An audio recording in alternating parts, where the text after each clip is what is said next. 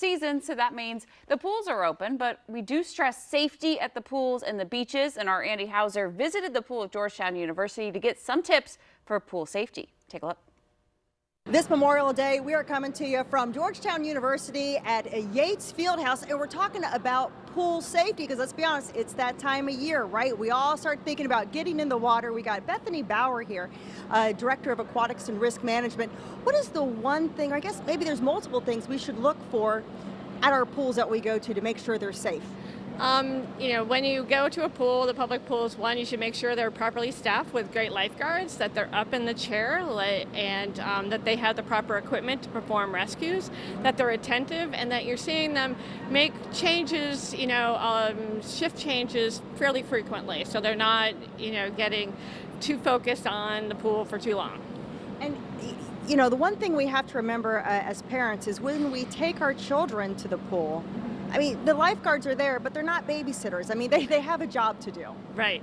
Yeah, that's really important. It's something I stress with my staff, that you make sure that there's children under the age of 16, that the parent is present with them, and that they're next to it and they're not on their cell phones, playing on their cell phones, that they're with the child. And especially if the child's not a great swimmer, that they're in with them, that they're, beside them, watching them and taking care of them.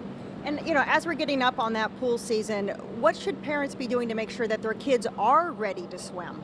Take swim lessons. Best advice ever. I learned as a small child. I was very fortunate. We had a family pool, so I learned quickly. But some people don't have that available. But just these basic skills, learning the basic skills, and that's not just for the child, but for the parent as well. Well, and this is random, but my mom always told me not to eat and then swim. Is there any truth to that? Well, we appreciate it if you don't eat a lot and then swim. Certainly it's not going to cause a drowning, but there are other issues that it could cause. If a child eats a lot of sugar and stuff before they get in, there could be an accident it could be prevented by just certainly not eating, but you don't want to overeat. But don't overeat. And then Right. What about flotation devices? We see a lot of different life vests and floaties. What's your MO on those? The water wings, they're not something I really love. I hate to see them. One, you want to see, there's some great stuff out there now. Make sure it's been approved, that it's gone through some safety testing, that it's properly fitting. Often we'll see people with life jackets and they're just too big for the child. There's too much room between the shoulder and the pad.